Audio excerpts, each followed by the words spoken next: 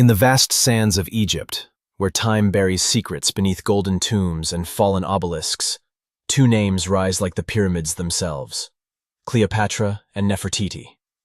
Both were queens. Both were symbols of power, beauty, and political genius. But only one can be remembered as the Queen of Egypt. So today, we're diving into history's dustiest scrolls to answer a question that has echoed through the ages: Cleopatra versus Nefertiti. Who was the real Queen of Egypt? Before we choose a victor, we need to understand their worlds. Cleopatra and Nefertiti lived over 1,000 years apart. Cleopatra VII ruled during Egypt's final days as an independent kingdom, around 30 BCE, just before the Roman Empire swallowed it whole. Nefertiti, on the other hand, lived around 1350 BCE, in Egypt's golden age, when pharaohs were gods and temples soared skyward. Both women stood beside powerful men. Both challenged the traditions of their time, and both left behind mysteries that still haunt historians. Let's start with Cleopatra. Despite the common myth, Cleopatra wasn't ethnically Egyptian. She was part of the Ptolemaic dynasty, a line of Greek rulers descended from Alexander the Great's general, Ptolemy. But Cleopatra was different. Unlike her predecessors, she embraced Egyptian language and religion. She called herself the new Isis, wore traditional garments, and became the first of her line to speak fluent Egyptian. Now Nefertiti, her origins are more mysterious. We don't know exactly where she came from. Some theories say she was Egyptian nobility, others suggest she was a foreign princess. What we do know is this: she rose to become the great royal wife of Akhenaten, one of the most controversial pharaohs in history. And together they would attempt to rewrite Egyptian religion itself. Cleopatra wasn't just a queen. She was a politician, a strategist, and, by many accounts, a genius. She ruled co-jointly with her brothers, and later her son, but she effectively held the reins of power. Cleopatra navigated through palace betrayals, Roman invasions, and civil wars. She aligned herself with Julius Caesar, and later, Mark Antony, not just for love, but for political survival. She fought to preserve Egyptian independence in a world devoured by Rome.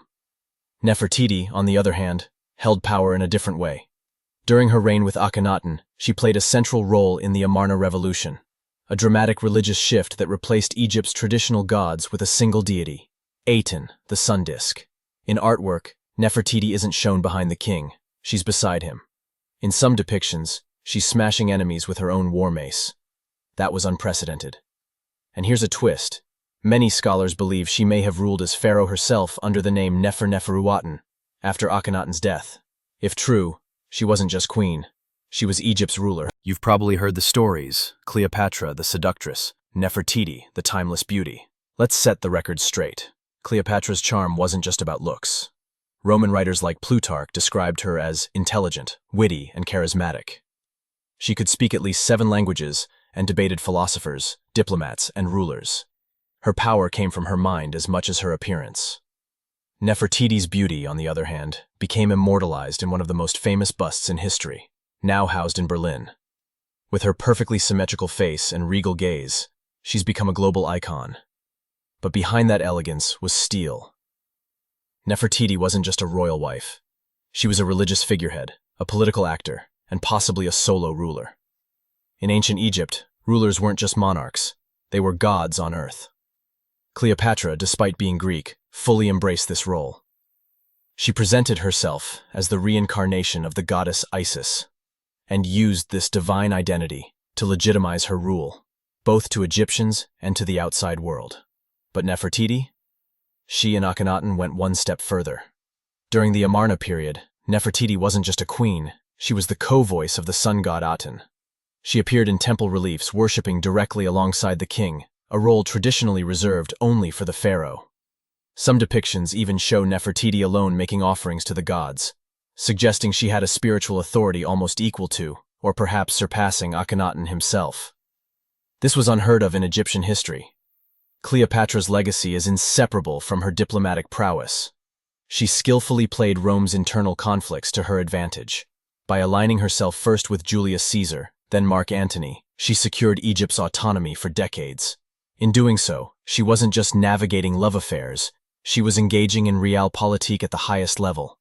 Cleopatra met foreign leaders face to face, led negotiations, commanded fleets, and even appeared on coinage as a ruler in her own right.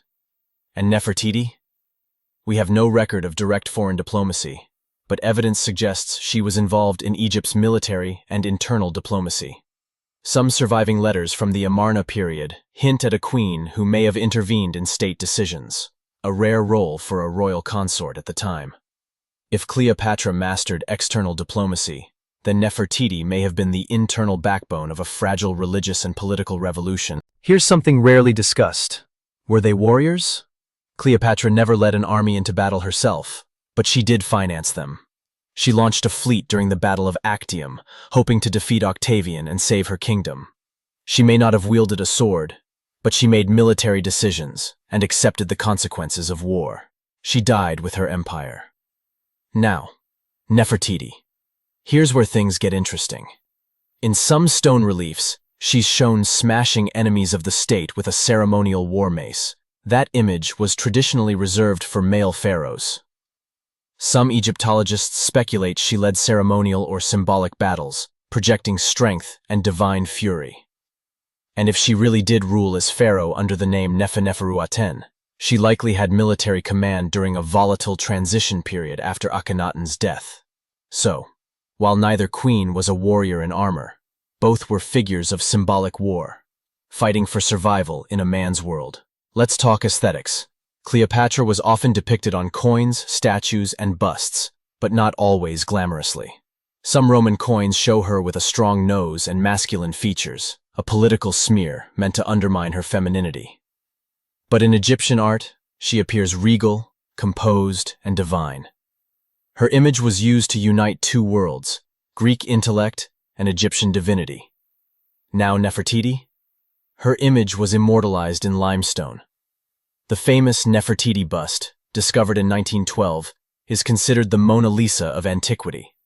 Her elongated neck, perfect symmetry, and serene expression created an icon that still influences modern fashion and design. But ironically, while Cleopatra was overrepresented in texts and stories, Nefertiti was nearly erased. Her legacy comes almost entirely from art, visual whispers across time. History isn't fair. It remembers what it wants. Cleopatra was remembered and rewritten. Roman historians like Cassius Dio and Plutarch painted her as a seductive manipulator. Later generations turned her into a villain, then a victim, then a feminist icon. She's appeared in over 50 films, been portrayed by Elizabeth Taylor, and even inspired pop songs and comic books. But Nefertiti? She disappeared for over 3,000 years. It wasn't until her bust was found in Amarna that her story was resurrected. Since then, she has become a symbol of lost feminine power. A queen buried by politics, now rising from the sands. Today, Nefertiti is more mystery than memory. But maybe that's her true power. So, who was the real queen of Egypt? Cleopatra was the last pharaoh, the final voice of an ancient world. She fought, negotiated, and ultimately fell, but not before becoming legend. Nefertiti may have ruled Egypt in secret, challenged an empire's religion, and reshaped its art and identity. Cleopatra's story is complete, dramatic, cinematic. Nefertiti's is unfinished, fragmented, and haunting. Maybe Cleopatra ruled the end of Egypt, but Nefertiti helped redefine the beginning of its soul. They were not rivals, they were two pillars of Egyptian history, one at its twilight, one at its zenith. So perhaps the real answer isn't who was the real queen. The answer is they both were. Two queens, two legacies, one eternal crown.